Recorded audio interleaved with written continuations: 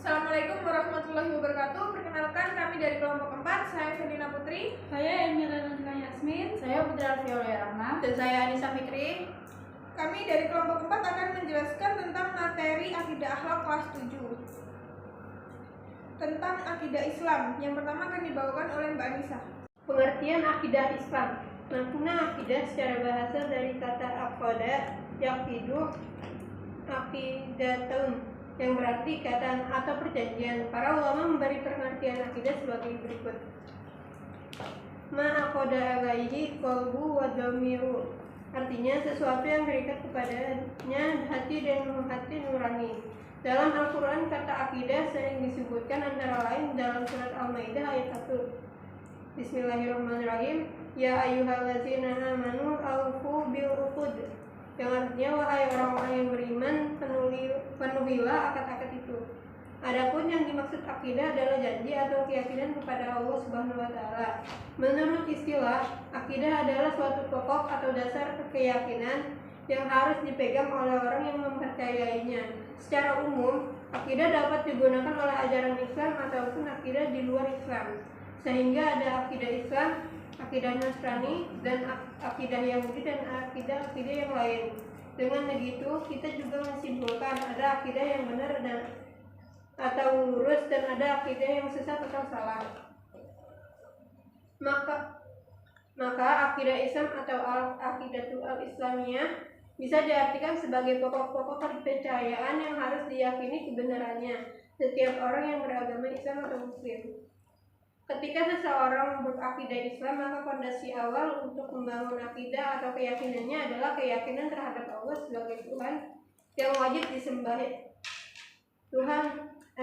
Yang wajib disembah, Maha Esa, pencipta dan pengatur alam semesta, serta zat gaib yang merupakan sumber dari segala hal, termasuk juga kewajiban menjalankan aturan-aturannya dalam segala aspek kehidupan, baik yang berhubungan dengan ibadah ataupun muamalah yang hubungannya dengan interaksi sesama makhluk.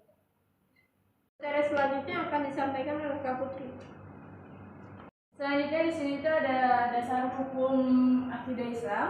Dasar hukum akidah Islam di sini tuh yaitu Al-Quran dan Sunnah. Karena itu akidah Islam bersifat tauqifi, artinya tidak dapat ditetapkan kecuali berdasarkan dengan dalil yang syar'i, yaitu Al-Quran dan juga Sunnah. Selain itu tidak seorang pun mengetahui tentang Allah, tentang segala yang wajib baginya dan yang harus disucikan darinya. Dan tidak seorang pun setelah Allah yang mengetahui tentang Allah dan selain Rasulullah. Karena itu pengambilan sumber dan dasar akidah ini hanya terbatas dari Al-Quran dan As-Sunnah. Rasulullah SAW bersabda, Taraktu fikum amroini lan tadillu ma tamassaktumu bihima kitabullahi wa sunnata Rasulullah. Yang artinya, aku telah tinggalkan pada kamu dua perkara, kamu tidak akan sesat selama berpegang kepada keduanya. Yang pertama itu yaitu kitab Allah, yang kedua itu Rasulnya. Yang kedua itu sunnah Rasulnya. Hadis sahih riwayat Malik Al-Hakim Al-Baihaqi Nasir. Nah, maka apapun yang ditunjukkan Al-Quran dan As-Sunnah harus diimani, diyakini dan diamalkan dalam perbuatan. Sedangkan yang tidak ditunjukkan oleh Al-Quran dan As-Sunnah, maka harus ditinggalkan. Karena itu, Allah menjamin orang-orang yang berpegang teguh terhadap Al-Quran dan Sunnah Rasulnya berjalan kesatuan kata dalam manhaj yang benar dan tidak bercerai-cerai. Nah, Allah Subhanahu wa taala berfirman, "Wa'tasimu bihablillahi jami'an wa la tafarraqu." Yang artinya, dan berpeganglah kamu semuanya kepada tali yaitu agama Allah dan jangan kamu bercerai-berai. Quran surat Al-Imran ayat 103. Nah, di sini itu berpegang teguh dengan Al-Quran. Al-Quran adalah firman Allah Subhanahu wa taala yang diwahyukan kepada Nabi Muhammad SAW dengan perantara malaikat Jibril. Melalui Al-Quran inilah Allah Subhanahu wa taala menuangkan firman-firman-Nya berkenaan dengan konsep akidah yang benar, harus diyakini dan dijalani secara mutlak. Serta tidak boleh ditawar oleh semua umat muslim. Di dalam Al-Quran banyak terdapat ayat-ayat yang berisi tentang tauhid, diantaranya yaitu Al-Quran surat Al-Ikhlas ayat 1-4 dan surat An-Nisa ayat 130. Nah, Bismillahirrahmanirrahim. Qul huwallahu ahad, Allahus samad, lam yalid wa lam yulad wa lam yakul lahu kufuwan ahad. Yang artinya, katakanlah dialah Allah yang Maha Esa. Allah adalah Tuhan yang segala sesuatu bergantung padanya. Dia tiada beranak dan tidak pula diberanakan, dan tidak ada satupun apapun yang setara dengan Dia. Ya ayyuhalladzina amanu billahi wa rasulihi wal kitabil ladzi nazala ala rasulihi wal kitabil ladzi unzila min qablu wa man yakfuru billahi wa malaikatihi wa kutubihi wa rasulihi wal yawmil akhir faqad shalla ba'ida.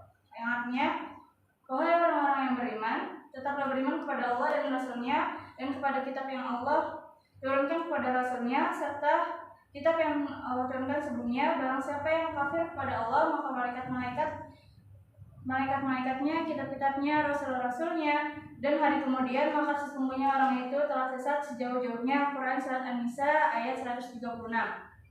Dan masih banyak lagi ayat-ayat lain yang menerangkan tentang akidah. Nah, selanjutnya ada Al-Hadis. Hadis ini ialah segala ucapan, perbuatan, dan takrir atau sikap dari Nabi Muhammad SAW. Dan Islam ini telah menegaskan bahwa hadis menjadi hukum Islam kedua setelah Al-Quran, baik sumber hukum dalam akidah maupun dalam semua persoalan hidup.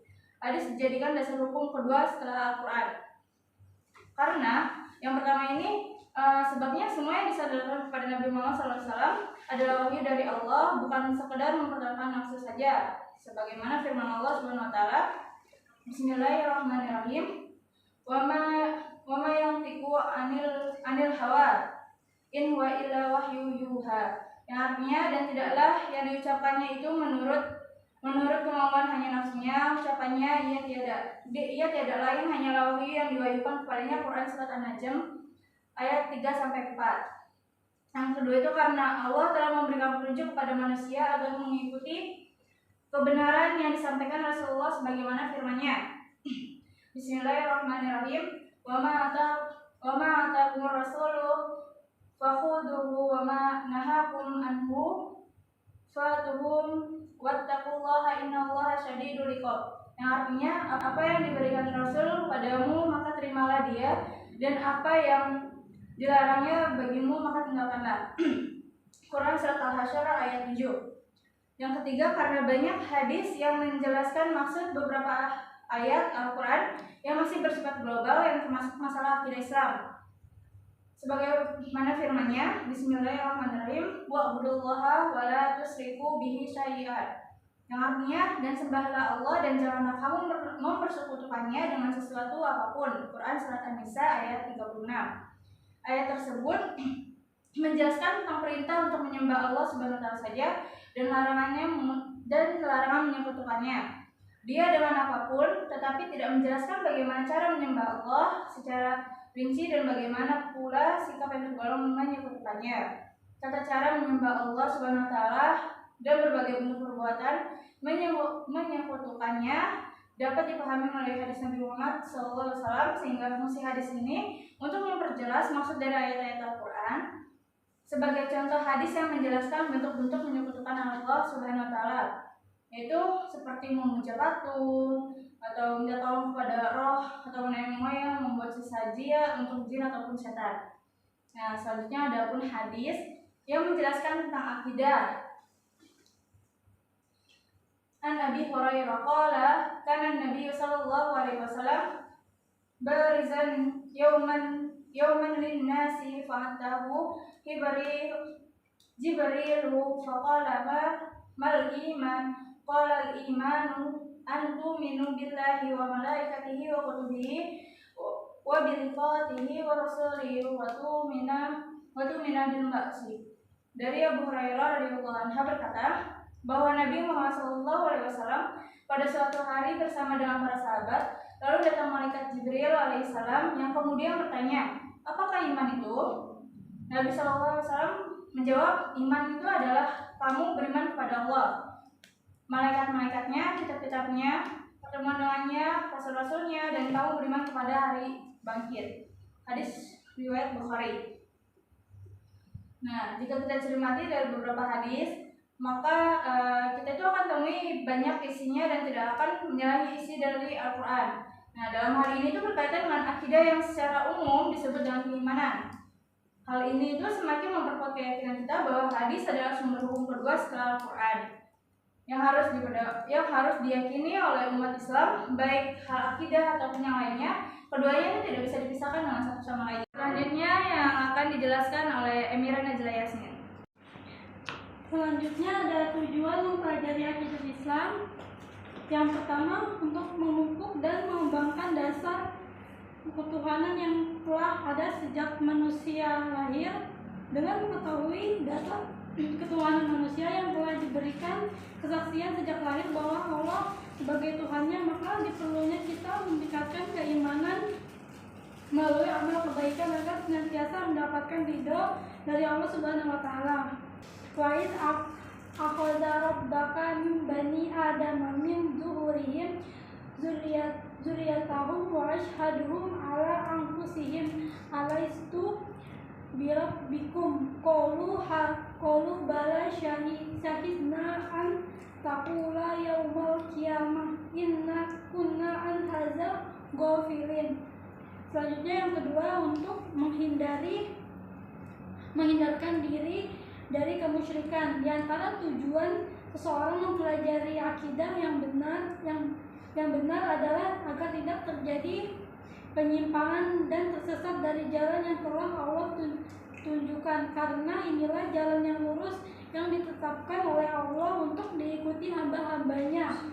Sebagaimana firman Allah dalam surah Al-An'am ayat 6, wa anna hadza sirati mustaqima fattabi'u wa la tattabi'u subula fatarabbikum an sabili zalikum wassaqum bihi la'allakum tattaqun.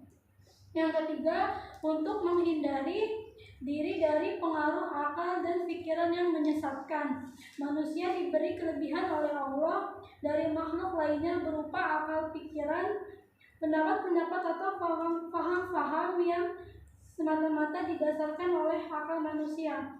Selanjutnya, tujuan yang keempat, memupuk dan mengembangkan dasar-dasar ketuhanan yang ada sejak lahir. Secara fitrah manusia adalah makhluk yang berketuhanan.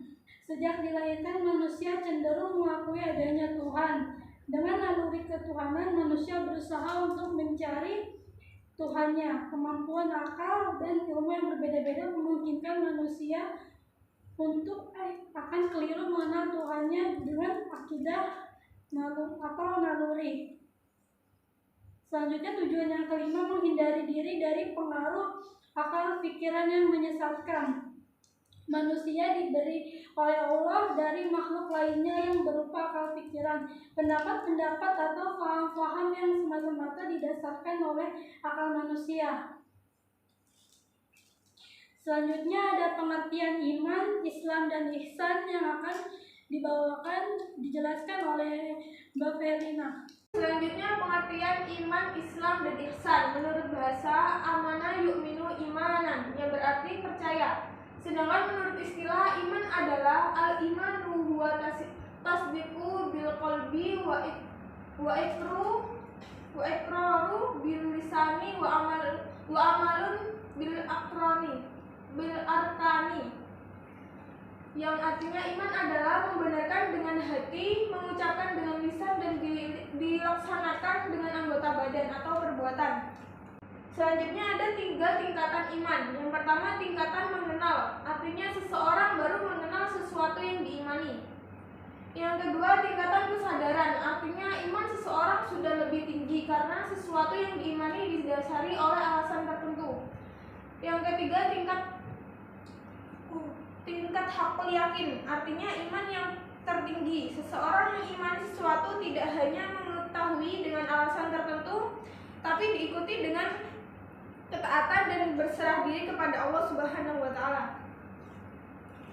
Selanjutnya ada pengertian Islam. Islam secara bahasa, Islam yaslimu islaman, yaitu tunduk, patuh, menyerahkan diri dan selamat. Sedangkan menurut istilah, Islam adalah agama yang mengajarkan agar manusia tunduk, patuh, dan berserah diri sepenuhnya kepada Allah Subhanahu wa Ta'ala. Ajaran Islam harus diyakini kebenarannya. Allah menjamin kebenaran tersebut sebagaimana firman-Nya dalam surat Al-Imran ayat 19 yang berbunyi, Inna dina indallahi Islam. Sesungguhnya agama yang benar di sisi Allah adalah agama Islam.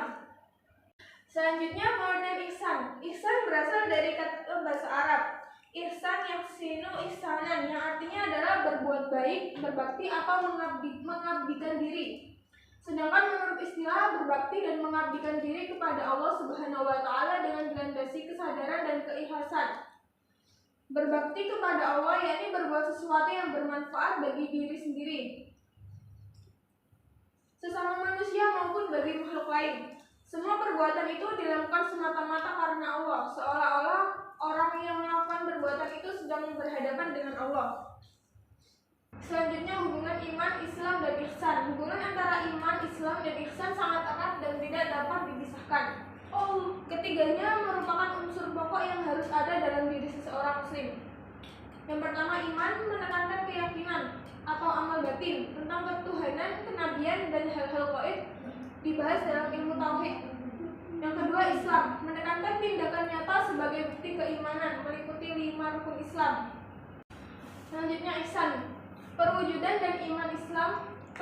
iman dan Islam melibatkan ibadah dengan khusyuk, ikhlas, dan kesadaran akan kehadiran Allah dibahas dalam ilmu tasawuf. Ketiganya tidak dapat dipisahkan dan saling melengkapi untuk mencerminkan kesempurnaan keagamaan seseorang muslim. Demikian itu saja yang dapat kami sampaikan. Terima kasih. Wassalamualaikum warahmatullahi wabarakatuh.